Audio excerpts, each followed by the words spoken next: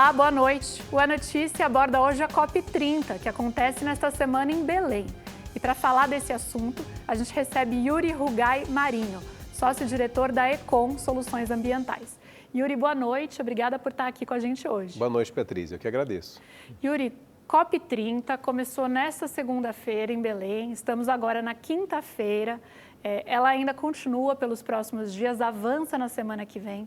Isso. Mas do que já vimos destes primeiros dias, o que dá para falar sobre essa COP que está sendo sediada pelo Brasil, na Amazônia, e tem atraído muita atenção dos brasileiros e do mundo todo? Beatriz, eu acho que o que dá para falar, por enquanto, é que é uma COP que está chamando bastante atenção, né? É a primeira vez que é realizada uma COP, e COP significa Conferência das Partes, né, em inglês. Então, as partes, que são os países, se reúnem uma vez por ano, nesse finalzinho, novembro, para discutir metas, compromissos, caminhos que o mundo pode adotar, né, a comunidade internacional, para se descarbonizar, né, para cuidar da mudança climática. E aí, no ano passado, foi no Azerbaijão, em Baku. 2 anos atrás, foi nos Emirados Árabes, em Dubai.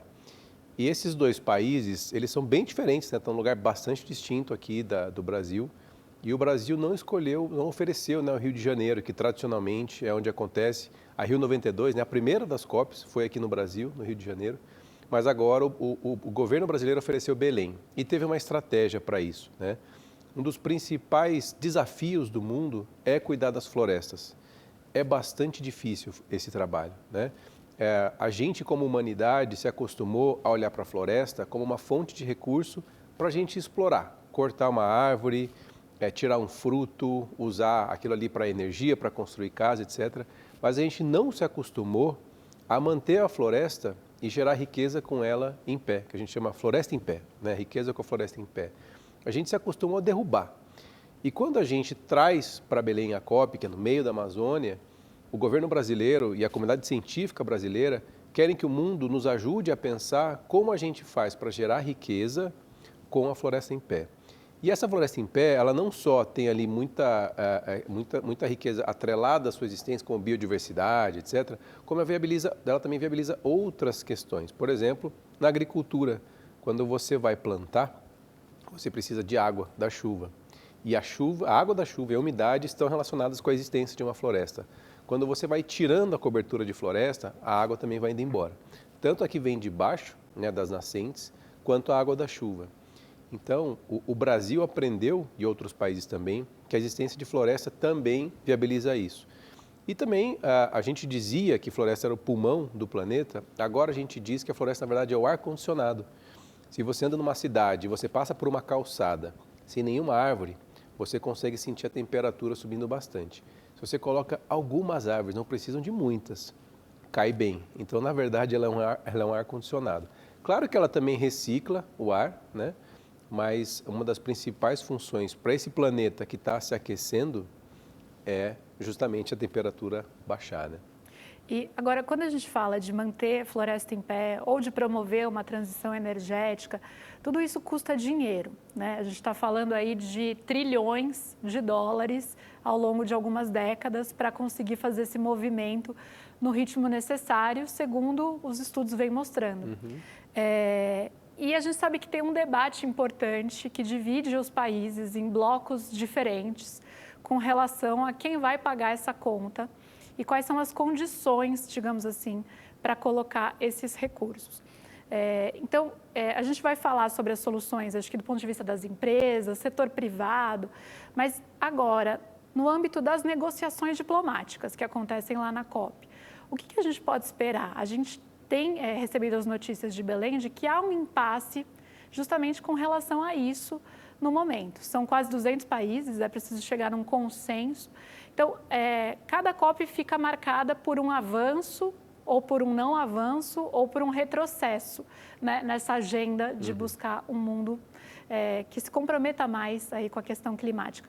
A de Belém, na sua visão, qual vai ser o compromisso? A gente vai ficar marcado pelo quê ao final desse processo de negociação?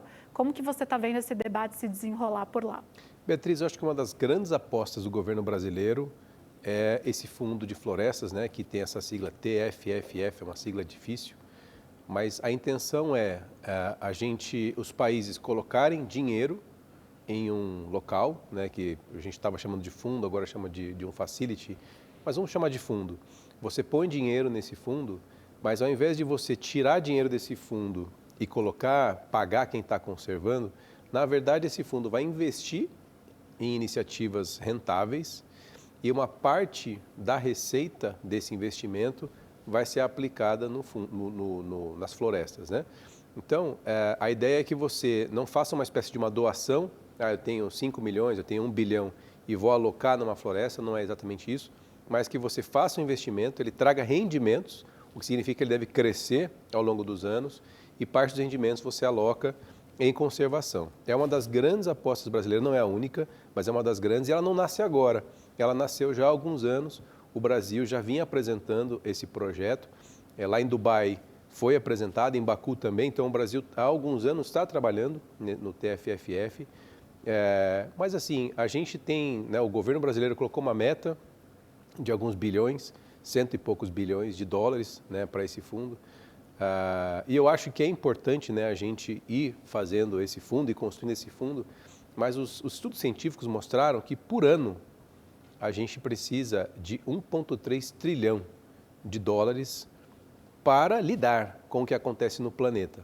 né? Então, recentemente a gente teve incêndio na Califórnia, no Brasil a gente já teve problemas no Pantanal, na Amazônia, no Rio Grande do Sul. E repare que hora é seca, hora é muita chuva. Hora é uma chuva concentrada, hora é uma chuva que leva muito tempo. Tivemos agora uma questão no Paraná, no estado do Paraná. E isso acontecia antigamente de tempos em tempos, 40 em 40 anos, 20 em 20 anos. Agora já está acontecendo todos os anos e a tendência é que seja várias vezes ao ano. São os eventos extremos. Então a gente vai ter vendaval, muito calor, muito frio, muita chuva, pouca chuva. E isso é o planeta, são as mudanças climáticas. Não é necessariamente tudo ficar quente, não é exatamente isso. São as mudanças climáticas e eventos extremos. Para a gente segurar isso, uma das formas é cuidar das florestas, né? Mas existem outras. A gente precisa mudar os gases que a gente emite na atmosfera. A gente precisa mudar a forma que a gente consome as coisas, o material das coisas, né? Então é uma mudança significativa. E por que a gente usa o termo transição energética? Porque a energia ela é responsável por 75% do problema. Gás e combustível fóssil, principalmente. Mas tem país que gera energia com carvão ou com outras fontes muito poluentes. Não é o caso do Brasil, felizmente. O Brasil já fez bastante coisa, inclusive, em prol do clima. Então, essa é uma aposta do governo, é uma das possibilidades, mas nosso PIB ele é de 11 trilhões de reais por ano. Então, eu acredito que parte da solução para o Brasil tem que vir do PIB. Né? A gente tem que cuidar do nosso PIB. Desses 11 trilhões ao ano, 3 trilhões e pouquinho é o agronegócio, que é altamente dependente do clima.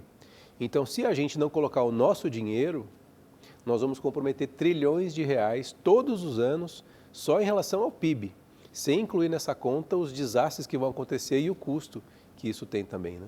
Mas aí colocar o nosso dinheiro, você diz o quê? Recursos públicos, recursos privados, como que seria isso? Públicos e privados, né? O governo precisa colocar dinheiro, né? Então, a gente tem diversos mecanismos de indução de caminhos e de mercados no Brasil, né? Nós temos, por exemplo, o Plano Safra, né, que é voltado para o agronegócio. Quando você reduz a tributação, quando você coloca dinheiro para rodar no BNDES ou em outros bancos, você estimula determinadas atividades, né? E a depender do que você estimula, você pode estar estimulando desmatamento, mas você pode estar estimulando conservação. Você pode estar, por exemplo, estimulando a ocupação de áreas degradadas, né, que é um plano brasileiro, inclusive, né? A gente tem pelo menos 40 milhões de hectares para a gente plantar ou ter uma pecuária, enfim, mas recuperando uma área degradada. E uma área degradada, ela emite carbono, né? Não é uma boa coisa, uma área degradada. E aí, né, para você que está aí imaginando, né, na sua vizinhança, um lugar onde você tem um pasto muito mal cuidado, com erosão, enfim, com uma pecuária ali não muito lucrativa, isso é considerado, por exemplo, uma área degradada. Se você coloca uma floresta ali ou uma agricultura, você capta um pouco de carbono e contribui imediatamente com o clima. E o governo pode estimular isso. O mercado também pode, né? Então, o mercado, na hora que dá um crédito privado, e faz planejamentos para estimular determinadas atividades, ele também consegue induzir o comportamento, né? Agora, eu vou voltar a te perguntar algo sobre a COP. A gente já consegue arriscar se é uma COP que vai ficar marcada pelo sucesso ou pela mediocridade, digamos assim, nos compromissos ambientais assumidos pelos países? Porque você falou da TFFF, que é uma iniciativa do governo, esse fundo para as florestas tropicais.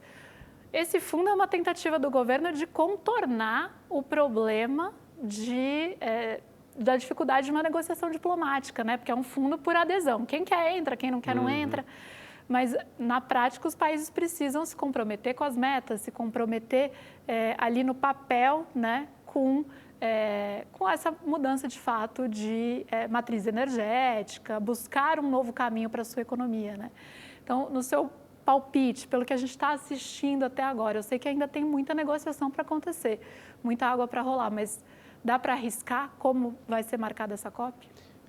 Eu arriscaria dizer que a tendência é de ser uma COP de sucesso, né? Nunca dá para a gente saber, mas o que a gente sabe é que a nossa delegação é uma das mais preparadas, e isso já há mais de 30 anos, né?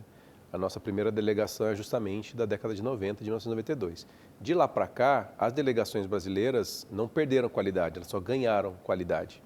Então, quem está recebendo os países, né, que é o Brasil, tem uma delegação muito grande e muito capacitada. Mas a pauta que a gente quer colocar, ela não é exatamente de um interesse internacional, né? Então, os países sabem que se a gente protege as florestas brasileiras, a gente fortalece o agronegócio brasileiro. E o agronegócio brasileiro, ele é o principal do planeta. Nós somos o maior exportador de várias commodities. Então, quando você vai para a União Europeia, ou até para os Estados Unidos ou China, esses países, eles temem a nossa agricultura. Da mesma maneira que a nossa indústria teme outras indústrias. A gente não consegue competir com uma fabricação de carro elétrico, por exemplo, ou de peças de computador. Então, a gente teme, se a COP ou se qualquer encontro internacional fosse para fortalecer esse ecossistema de computação e de tecnologia, não sei se o Brasil ia falar, claro, vamos investir, né? Mas o inverso, os países sabem, então eles não necessariamente vão super apoiar o Brasil. Mas existe um outro lado. Ao não apoiarem, eles também têm problemas. Se o nosso agronegócio não anda bem, se a nossa floresta não anda bem, tem consequências em vários lugares, né? Então, quando a gente pega aquelas imagens de satélite e olha o planeta Terra com uma nuvenzinha branca girando assim, né? Parece um tornado. Aquilo ali é a Amazônia. E aquela coisa branca ali são as nuvens que estão, né, da água que está evaporando. Então, tem trechos do planeta que você não consegue identificar o que tem embaixo, de tanta água que tem em cima. Isso é a Amazônia, que não é só brasileira, são alguns países, mas o Brasil é o maior dos países amazônicos. E essa água circula no planeta, né? E ela cria correntes de vento, ela cria, enfim, o planeta funciona de um jeito por causa da Amazônia. Quando a gente muda isso, tudo muda. E aí plantar na França, plantar na Califórnia, plantar na China passa a ser também uma coisa diferente. E a nossa economia não é só plantar, né? A nossa economia ela tem muita coisa. Então, desde o café que você toma, ao computador que você vai comprar, ao celular, a madeira que você vai comprar, tudo isso tem a ver com recurso natural, muito tem a ver com o Brasil. E se fica mais complexo com eventos climáticos, fica mais caro e fica mais difícil, né? A gente vai voltar a falar dos temas da COP em si, mas antes eu queria que você contasse um pouco como é uma COP. Você que já esteve em várias edições, vai para de Belém também, agora na próxima semana. Queria que você contasse um pouquinho como é, porque a gente está acompanhando, e provavelmente quem está nos assistindo também está acompanhando no noticiário as imagens das pessoas na Blue Zone, na Green Zone, eventos aqui e acolá. Então, por que tem tanta gente lá? O que acontece durante uma COP? Para além da negociação diplomática em si, né? Então, os países levam suas delegações, tentam negociar ali os termos de um acordo possível sobre clima, mas tem muito além disso, né? O que é esse muito? Imagine que você vai fazer uma compra numa loja e tem um momento, acho que isso é um pouco a coisa mais antiga, mas imagine que isso pudesse acontecer ainda. Vai chegar uma hora que você vai analisar um contrato daquela sua compra, né? E aí o vendedor, o dono da loja, você vão analisar aquela documentação e vai assinar ou vai dar um de acordo, né? A COP é um pouco disso, com a diferença de que são 50 mil pessoas, né, presentes negociando. E por que é tanta gente? Porque são muitos interesses, são muitos e muitos interesses e são centenas de documentos que são assinados, não é um só, né? Então, antigamente, né, na década de 90, eram alguns milhares, poucos, muito focados só em governo e o terceiro setor, que são as ONGs, que iam ali para acompanhar, para pressionar, para questionar, etc. Depois, década de 90, anos 2000 e pouco, vários mercados entenderam que precisam acompanhar essa discussão porque ela já estava impactando os negócios, né? E aí o setor privado entrou. Então, hoje, a COP, né, que é a Conferência das Partes, ela é um encontro de países. Então, na comunidade internacional, parte é o país, né? Esses países, eles têm diversas questões. Então, o Brasil vai falar floresta, biocombustível, as fronteiras, os eventos climáticos extremos, etc. Mas a Arábia Saudita está super preocupada com o petróleo. Venezuela com segurança nacional e petróleo. Estados Unidos é tecnologia, agronegócio e mais algumas questões. Cada país tem o seu olhar, é diretamente impactado, né, pelas decisões. E aí há uma divisão da Zona Azul, a Blue Zone, e a Zona Verde. Na Zona Azul são os observadores e negociadores profissionais, que é a diplomacia de cada país. E aí tem país que leva 5 pessoas, tem país que leva 1.500 pessoas. Depende do dinheiro que você tem e da complexidade do que você vai negociar. Isso é a Zona Azul, e aí você tem jornalistas, negociadores e alguns observadores. Na Zona Verde, ela foi criada para você ter a iniciativa privada mostrando o que está acontecendo. Então, enquanto eu discuto que eu preciso restaurar, será que não é legal eu ver exemplos de restauração que existem? Lá na Zona Verde vai ter estandes com restauração acontecendo e aquelas instituições vão compartilhar suas dores e sucessos. Eu vou falar de biocombustível. Será que não era legal ter um exemplo? Tá, então vai ter um exemplo de biocombustível. Só que em Belém, além da Zona Azul e da Zona Verde, a cidade está tomada de eventos em vários lugares. Restaurantes, cafés, eles têm casarões lá, né, que foram reformados, enfim, preparados. Então, ao longo de toda a cidade, você tem milhares, a estimativa é de 50 mil pessoas, né, focadas em COP. Então, você tem aí 50 mil pessoas que estão fazendo eventos em vários lugares, em português, em inglês, em outras línguas. E no espaço criado para a COP, você tem delegações negociando e a Zona Verde com exemplos relacionados à Zona Azul, né? Então, é um pouco...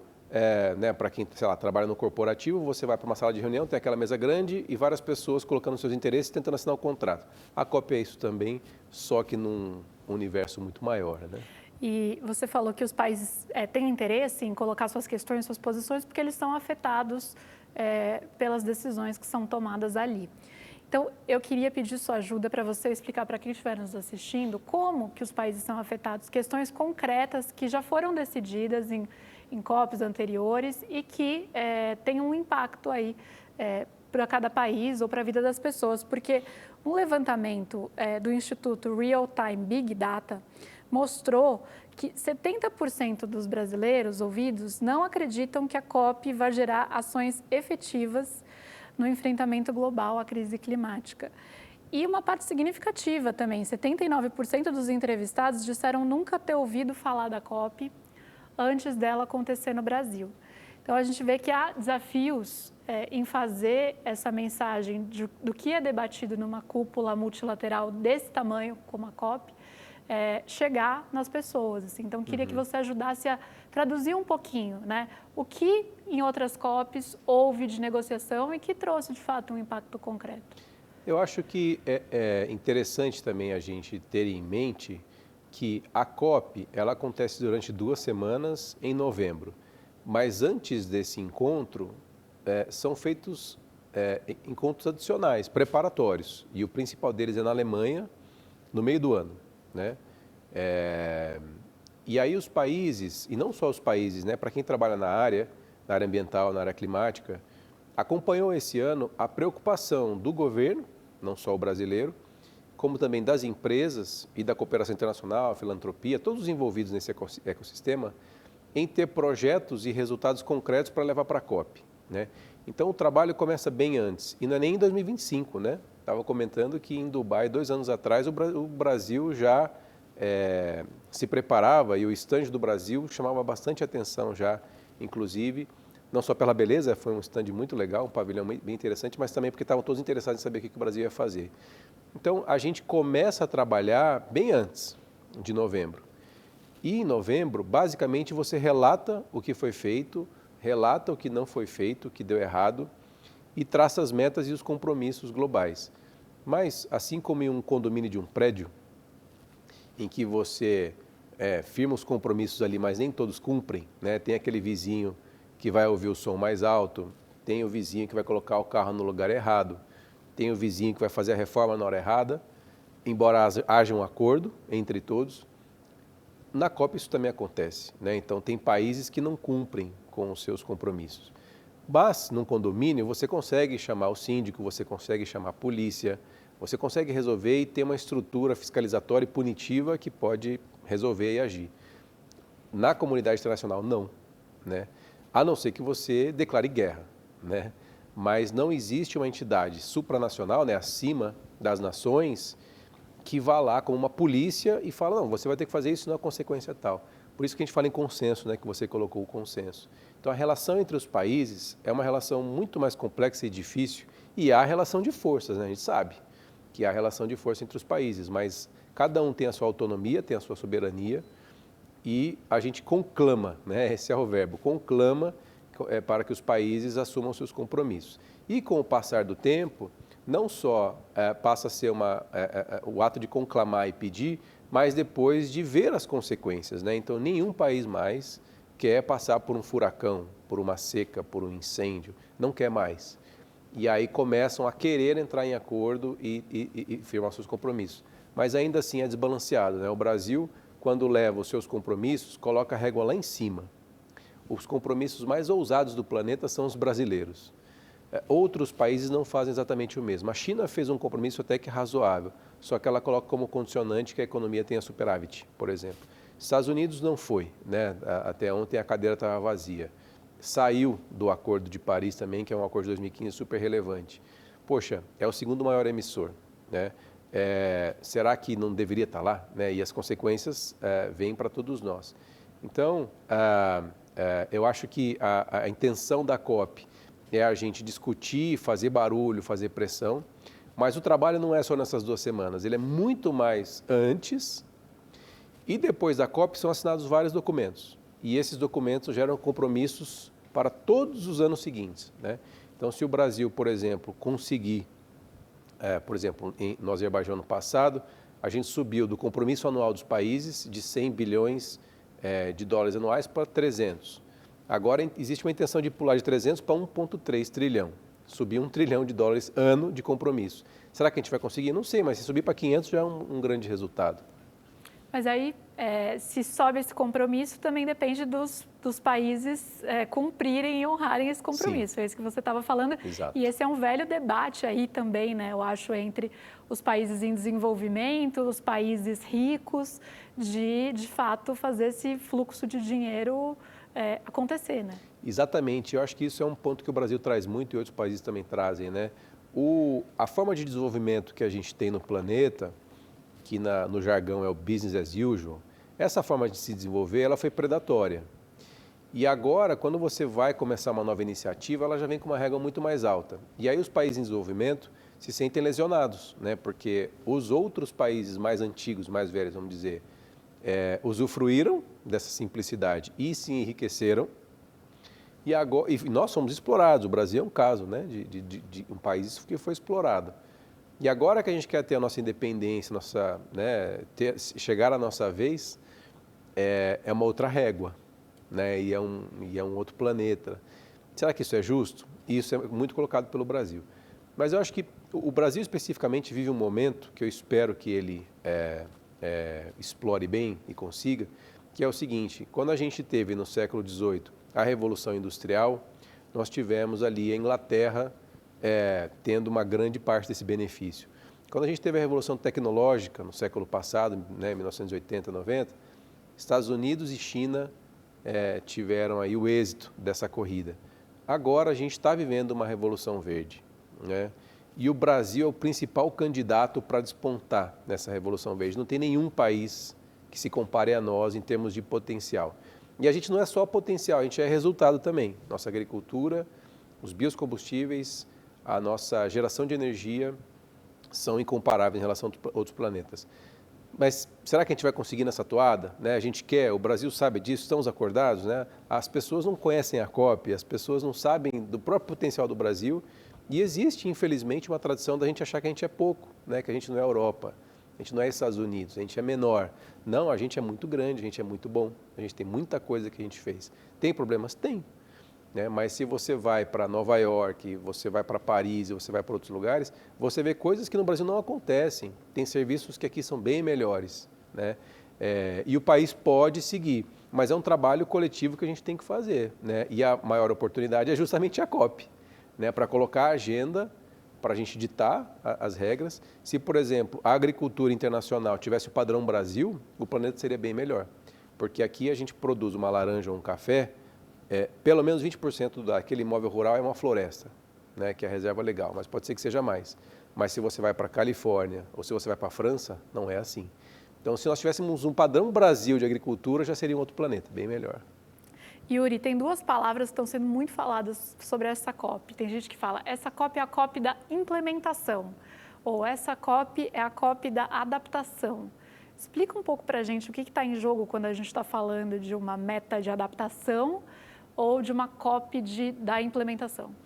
A COP da implementação, a gente chegou nesse termo porque os encontros aconteciam e os países ficavam discutindo o que fazer, como medir, para onde ir, criar conceitos e tal. Isso ano após ano, décadas, né? E aí se chegou à conclusão que, na verdade, a gente precisa implementar muito mais do que traçar novas regras, né? A implementação é urgente, fazer, né? E o Brasil é um país que faz, né? Tem outros países que fazem também.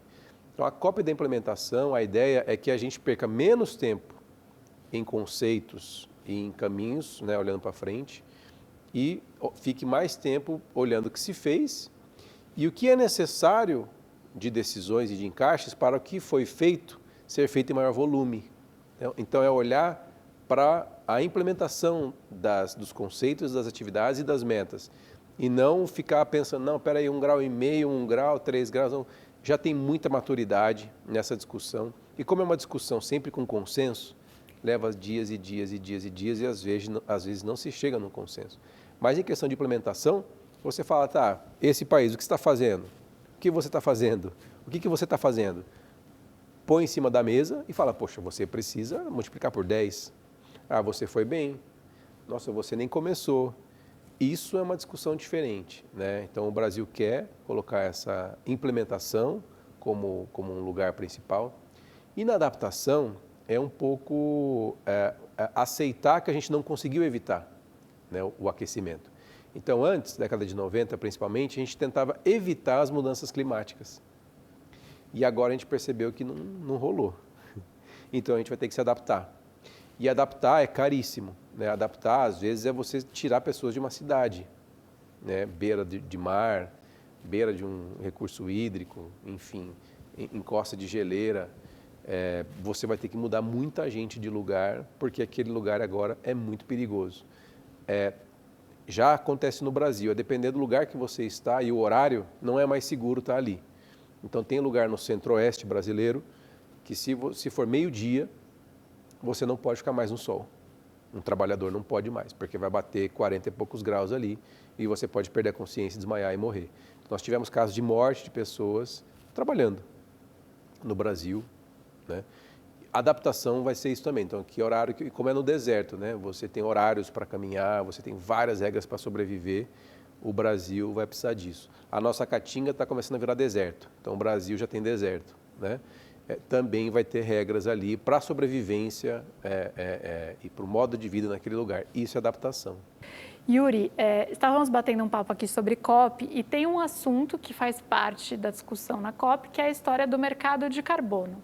Então, antes da gente entrar no que foi proposto pelo governo brasileiro, quais são as questões que estão em debate nesse ano especificamente, queria que você desse um panorama para a gente do mercado de carbono no Brasil hoje e como que essa discussão evoluiu aí nos últimos tempos, nos tempos mais recentes. Tá bom. Bom, Beatriz, eu acho que, em primeiro lugar, é necessário a gente explicar por que esse mercado nasceu, né? Então, a gente estava falando da COP, os encontros dos países, né, e dos 195 países, às vezes mais, às vezes menos, que vão discutir. E esse processo de discussão, ele é custoso, ele é lento, ele é muito complexo e ele não evolui tanto. Então, os países perceberam que se a gente continuasse nesse formato de uma negociação desse tamanho, nós não alcançaríamos alguns resultados a tempo, né? E por isso que se pensou em criar o mercado, né? Porque o mercado você traz a iniciativa privada. Não estamos mais falando de países e diplomatas se encontrando e negociando cada cláusula. A gente está falando do mercado agindo rapidamente, com o objetivo de escalabilidade, lucro, etc., para trazer ganho climático. Assim nasce o mercado de carbono, né? Então, é uma tentativa de se aumentar a velocidade para se chegar nos mesmos resultados. E aí, né, os países tentaram encontrar uma medida que pudesse, né, para você assim, dizer o que está acontecendo, o que eu vou negociar, o que eu vou fazer. E a medida é 1 tonelada. 1 tonelada de CO2, né? É uma molécula. Quando você consegue fazer 1 tonelada de CO2, e aí pensando, por exemplo, numa floresta, 1 tonelada vai ser mais ou menos o tamanho dessa mesa aqui, né? É aqui que vai ter 1 tonelada de CO2 se fosse uma floresta, uma árvore. Então, o que eu vou fazer? Eu vou evitar a emissão desse gás ou eu vou captar esse gás da atmosfera e estocar em algum lugar. No momento que eu não emito ou que eu capto, tem um ganho climático. E aí essa 1 tonelada vira um crédito de carbono. E aí os países pensaram, será que isso vai dar certo? Será que a gente consegue estimular para que vários créditos de carbono, ou seja, várias toneladas, né, sejam captadas ou não emitidas para a atmosfera? E aí nasce o mercado, que vem evoluindo ao longo do tempo, como qualquer mercado, né? Mercado de roupa muda pra caramba, mercado de mídia, mercado de qualquer coisa vai evoluindo conforme a vontade das pessoas e as necessidades e as regulações. Então o mercado de carbono foi isso, e de fato ele andou muito mais rápido. Mas ao andar mais rápido, ele tombou, ele subiu, ele bateu no teto, bateu no piso, teve fraude, teve escândalo, teve de tudo, como qualquer mercado, né? E aí eu acho que nasce uma dificuldade, principalmente de comunidades que estão alocadas em determinados lugares do Brasil, que foram enganadas por alguém. Existiu também uma leitura de que o mercado de carbono iria enriquecer muita gente, e não é exatamente esse o propósito, mas ele serviu, né? Então o Brasil movimentou um mercado de alguns milhões de dólares por ano, né, ao longo do tempo, não é muito, né? A gente estava falando do nosso PIB é 11 trilhões. Alguns milhões não impactam diretamente nesse PIB, mas a ideia, e o Brasil editou uma lei no ano passado, é que esse mercado sim gire bilhões, né, e seja representativo para a nossa economia, como por exemplo é a energia. O mercado de energia brasileiro ele tem cifras bilionárias e é relevante para o nosso PIB. O mercado de carbono pode vir a ser. Se vai acontecer ou não, não sabemos, mas ele vive de regras, às vezes voluntárias, às vezes não. Por isso que eu chamo de mercado regulado, mercado voluntário. Eles se dividem e o Brasil absorveu os dois. Então a ideia é um pouco essa, né, da gente ter, adicionalmente aos esforços dos países, a gente tem instituições privadas ou públicas também, mas um mercado que acelere as soluções, né? Então, é como uma indústria que polui, né? Ela pode mudar a maneira de produção dela, mas isso pode demorar muito tempo para ela conseguir deixar de poluir ou poluir menos. E, enquanto isso, ela pode comprar um crédito de carbono, digamos assim, que é dizer que ela está compensando aquela poluição que ela está lançando na atmosfera com uma área que estava degradada e foi recuperada, foi colocada floresta no lugar, ou uma área que poderia ser desmatada e não foi preservada. É meio por aí. É meio por aí, a gente só não usa o termo poluição, é uma emissão de gases, né? A emissão de gás, ela nos prejudica, mas não como poluição, né? Existe também um mercado de poluentes, né? Existe em alguns países esse mercado. A gente criou no Brasil, também no estado de São Paulo, mas não é exatamente relevante, mas é exatamente a sua explicação, sim. Agora, o governo está propondo nessa COP, além do TFFF, Fundo para as Florestas Tropicais, eles também, Fundo de Florestas para Sempre, né? Eles também estão propondo uma coalizão para um mercado global de carbono, ou seja, que os países pudessem, de alguma maneira, fazer esse intercâmbio de créditos de carbono. É isso? Isso é bom? Isso é ruim? Qual a viabilidade disso? Isso pode ser bom. O Brasil tem um grande estoque, né? A gente estava falando das florestas. Então, o Brasil tem um grande estoque de carbono. A nossa legislação, que já é muito protetiva, é uma legislação que cria vários conceitos, reserva legal, área de preservação permanente, unidade de conservação. Tem muitos institutos na nossa lei que protegem. Mas nós temos dezenas de milhares de hectares que podem ser desmatados legalmente ainda. E isso vai virar o quê? Vai virar uma emissão. Para que a gente não emita esses gases e não tenha essa supressão legal, os donos dessas áreas, que são governo e pessoas, precisam ter um motivo, né? Então, se você tem uma chácara, né, você tem uma fazenda, uma chácara, por que é que você não vai desmatar? Você precisa ter, então, uma outra fonte de receita, né? Porque ter um sítio, ter uma chácara, ter uma fazenda custa dinheiro. Se eu vou conservar, quem pode conservar sem ganhar nada em troca? Legal, mas tem muitas pessoas que não podem, é a imensa maioria. Então, o Brasil, se conseguir criar esse mercado global, que já existia um mercado global dentro do sistema da Convenção do Clima. Agora não tem mais, mas pode ser que a gente tenha um novo instrumento agora. A intenção é que os países que tenham capacidade de exportar soluções, como é o Brasil, convertam isso em créditos e emita, né, e transfira para um outro país que não consegue fazer uma solução rápida.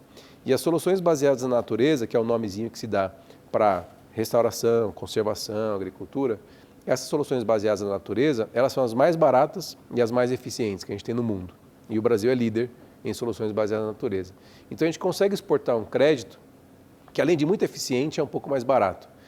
Se você estiver num país europeu ou num país industrializado e você vai reduzir a emissão, vai mexer na indústria que você comentou. E mexer numa indústria, nós estamos falando de milhões ou bilhões de dólares, é muito mais caro. Então, se o Brasil quiser liderar a criação desse mercado e as regras para esse mercado forem interessantes, pode ser que realmente seja um bom negócio no Brasil.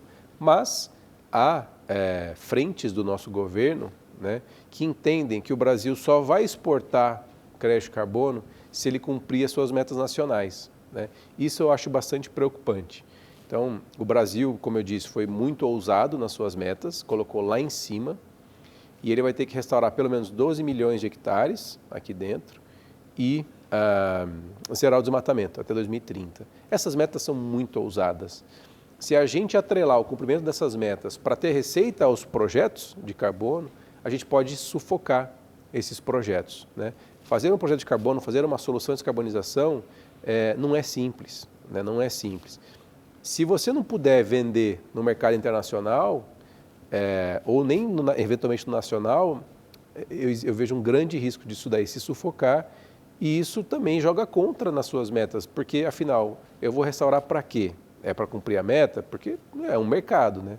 Então, eu acho essa parte eu acho muito preocupante, mas eu espero que as negociações sejam razoáveis e o Brasil, de fato, viabilize esse mercado, porque ele é um grande exportador, mas que ele não se dê mal nas regras que vão ser colocadas ainda.